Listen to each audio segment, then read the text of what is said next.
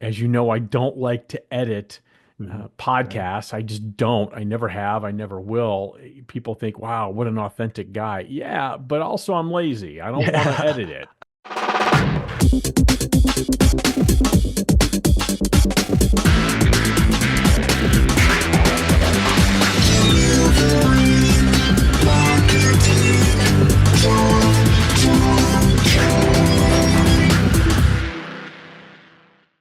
Hey there, and welcome to a brand new episode of Delivering Marketing Joy. I am your host, Kirby Hasseman, and joining me today is a repeat rock star. He's my buddy. He's an entrepreneur, content creator, founder of Brandivate, and my buddy with the brand new podcast, Bill Petrie. Thanks so much for joining me, bud. Kirby, I would be remiss if I didn't say feels like old times. You and I doing something together. But as we teased when we ended the podcast, I think we'll touch on that. Ended the promo front podcast.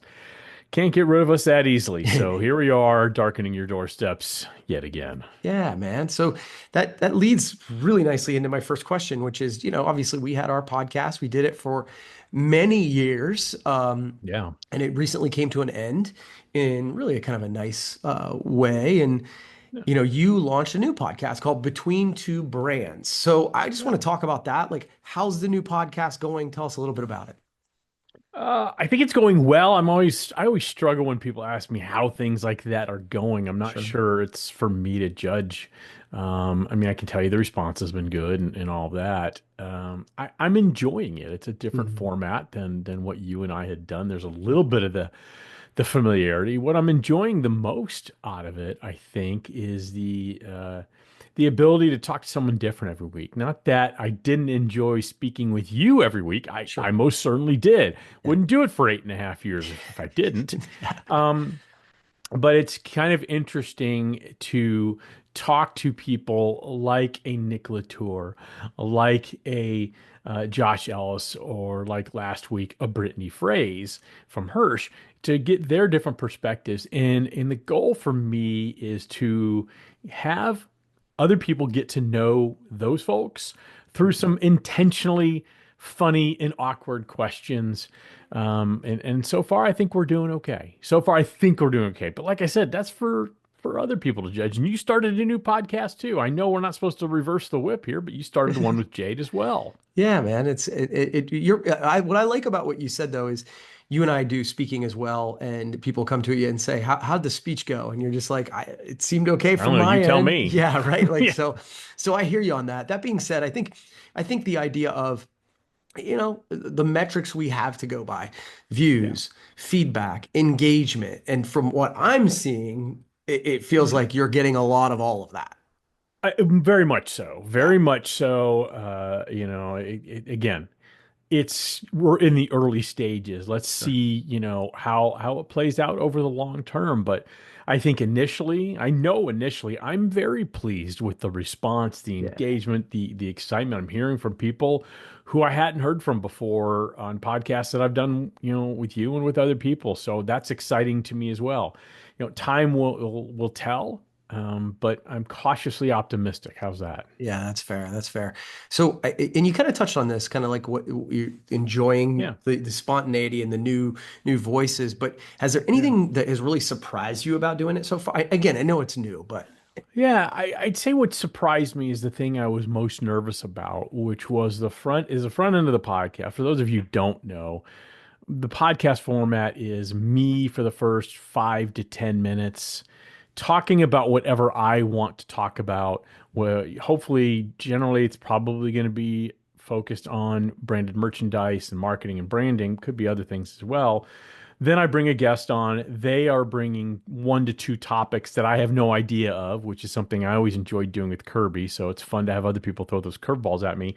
And then I ask them what I call 5 easy questions that are the awkward questions to get to know them a little bit. So what I was most nervous about was that first part of the podcast. I've never done a podcast, any sort of broadcast where it's just me. Sure, I've done a webinar and things like that, but this is really different. Putting myself out there. As you know, I don't like to edit Mhm. Right. podcasts. I just don't. I never have. I never will. People think, wow, what an authentic guy. Yeah, but also I'm lazy. I don't want to Yeah. edit it. I prefer kind of the raw take. And so I've been pleasantly surprised that that's become very quickly quite comfortable for me, Yeah. to the point where maybe too comfortable. I need to Yeah. rein it in a little bit in terms of time. The episode I did with Josh Ellis, I think I went a little longer than I wanted to, kind of reviewing PPA Las Vegas for my experience, for what it was anyway. So it's a learning curve for me, but I'm really enjoying that part of it, and I think it's allowing me to stretch my broadcasting wings, for lack of a better term. Yeah, no, you're doing a great job with it. And I mean, I've always known that your superpower is just the off the cuff.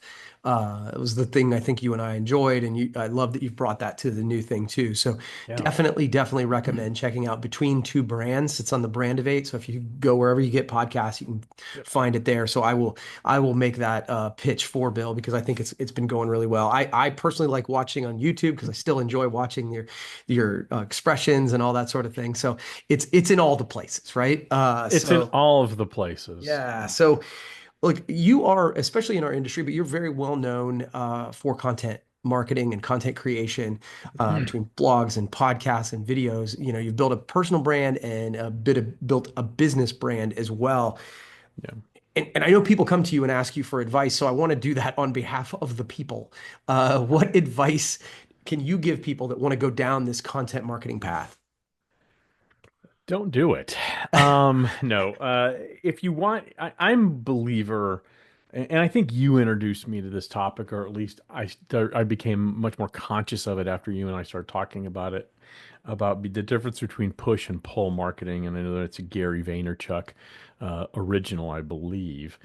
But I want to give you credit for introducing me to that for sure. And so I really believe we're at a time now where no one likes to be sold to, Mm, but people do love to buy. And we are also at an age where people have access to every bit of information they need to make whatever decision they need to make, whether it's an actual purchasing decision or moving along through the process of getting someone involved to help them make that final decision. Because that's the age we live in, yeah. it's important to have a personal brand out there where people are coming to you. And that personal brand can be personal to your organization, or it can be personal to yourself, or a mixture of both, which is what I've done. So what I recommend strongly is, if content marketing kind of scares you, I don't like to write, so I don't want to put a blog out there. What if I upset somebody? Mm, Or, I don't have the time. All of those, in my mind, are bullshit excuses. If it's important to you, you'll do it. mhm. If it's important to me, for me to call my wife on her birthday when she's at work, I'll call her. If it's Mhm. not, I won't. And, Yeah. and actions speak louder than words. And so when you look at all the things you have to do to build a brand, or to run your business, or to make new sales, there are certain things you don't want to do. And as humans, we tend to push those things off. I'll do it later. I'll Right. do it tomorrow. Why would I make a sales call on a Friday afternoon? No one wants to hear from a salesperson on a Friday afternoon. Right. And maybe they do. Yeah, And so maybe. I think what I would recommend is be a version of yourself that you're comfortable sharing, Mm, but don't be inauthentic. So you and I always, I think, pride ourselves on being the same person, whether we're on a podcast, or we've done many speaking engagements jointly, or we're just sitting at a restaurant having dinner, or a bar having a drink afterwards. We're pretty much the same person. Now, does that mean that when we're on camera, it's not a slightly amplified version of who we are? It probably is, but that's sure. okay. It's what we're willing to share, Yeah. and it's not radically different from the people that we are. Yeah. So my biggest recommendation would be authentically yourself, but share only what you're comfortable with. I tend to overshare. I Mm, know that about myself. That's just me. But it's stuff I'm comfortable sharing, even though I yeah. overshare. So if people gravitate toward that. The other thing I would tell you is, as you're experiencing whatever you define as success, you're growing your business, you're adding new clients. I think people are more drawn to the quiet success of just, you just keep your nose to the grindstone and keep doing what you do, and maybe improve things quietly without broadcasting them. I think people are more drawn to that than the people who get up on a fence post and pound their chest, say, "Look at me, I did it, I accomplished this, I accomplished that." Now, maybe that's just me and the way I think, But I do think there's something there that in a Sure. world where everybody's so focused on pounding their chest and look at me and I am awesome, I'm crushing it today. Maybe it's okay to crush it quietly sometimes. I like it, man. That's good. That's good. And I know that people come to you for advice on that. So I appreciate you sharing. Yeah, Final you bet. question for you, buddy. Mistakes, right? Let's talk about mistakes. What are some mistakes you Sure. see brands, whether they're small or large, making when it comes to marketing? Trying to be everything to everybody. And Mhm. that could relate to the last question you just asked me. If I mentioned before, like if you're worried about upsetting somebody because you have an opinion, you're in the wrong time Yeah. of the world. Yeah. Trying to be everything to everybody means you're nothing to everybody, in my Yeah. opinion. So I know that I'm not everybody's cup of tea, and I am hardwired to be liked. I am hardwired to say yes. I am hardwired that because I'm extremely, if people don't know me, I'm very sensitive. And when someone doesn't like me, it bothers me. Yeah. It bothers me to the point where I want to fix it. I want to solve it. I want to understand why. I want to apologize. I Yeah. want to make amends. Yeah.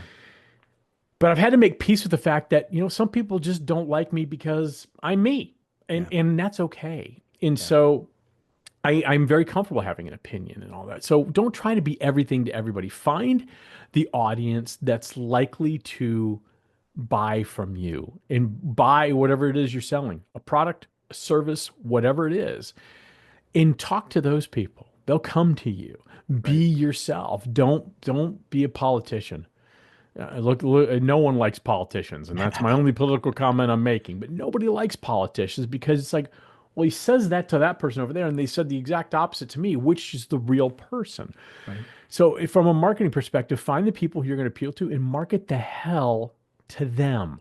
Focus on what they want because what they want is likely what you want because you are in cultural alignment. So, find those people who are culturally aligned to you and market them. If you're trying to market to everybody, it's not going to work. I think the other thing I would say, and it's something you and I drive home all the time, consistency. Yeah. Consistency doesn't mean every day. It doesn't mean 3 posts a day. It doesn't mean once a week. It doesn't mean once a month. It means whatever you want it to mean. If you want to write a blog once a month, that's fine. That's 12 blogs in a year. In 2 years, that's 24. Now you have a library of different topics. That's amazing. If you want to do it once a week, I write a blog once a week. Kirby does, he has several different podcasts and pieces of content he does every week. I have two. He's got 1,000, but that's his cadence and that's what's comfortable for him because he knows the value of getting that information out there and understanding that not every part of your audience is going to see every bit of your content. Right. So, your people who see it on Facebook, they may not see it on LinkedIn. The people who see Thirsty Thursday, which is something Kirby does for Hasseman marketing, they may not see that. So they see his new Better Merch, Better Marketing podcast on Friday. So it's hitting people at different times with different vehicles and being consistent about it and making that in my mind, making that commitment to yourself, it's really to nobody else. Because Yeah. I will tell you, if you go in the content marketing route, you're going to do it in a vacuum for a while. Your Yes. mom's going to like it. Your spouse might like Maybe. it. Your kids will ignore it. And so most of your audience. But the funny thing is, a lot of them won't ignore it. They just won't engage. They won't Right. communicate with you. They won't give you validation. So you have to do it. And Kirby and I are a great example of that. Near the end of promo up front, I think we both would say, gosh, we probably got a nice stable of listeners. And I know the numbers. The numbers are what they are, but we know the people who really listen to it really engage. And I think both of us, despite what we know, despite what we teach, we were both extraordinarily surprised at how many people came up to us or either communicated us before PPI Expo about the end of the podcast or during the week of Expo in Vegas about how much it meant to them, how much they enjoyed it, what were we doing moving forward. So understand that people will see and they will notice what you're doing. Just be consistent. Have the courage to be consistent. I couldn't agree with that more. And I loved what you said about, because those final two answers about being authentic and then, really being willing to stand for something. I think that's one of the things I see too, is that brands make mistakes because they want to jump on every trend, but then when they get pushback, there's nothing there because they don't really believe it. And so I love what you had to Right. say about that. Absolutely. Trends are traps. You're not going to forge a new trail if you're following what everybody else has already done. Yeah, I love it, man. Well, thank you so much. I'm excited for you. Again, his new podcast is Between Two Brands. It's on the Brand of Eight channel. So check it out, whether it's on YouTube or anywhere you get podcasts. It's really fun. And yeah, I know I'm listening every time. So thanks so much for doing this, buddy. Thanks, buddy. Take care. All right. We'll see you next time. That's going to wrap up this episode of Delivering Marketing Joy. See you on the other side.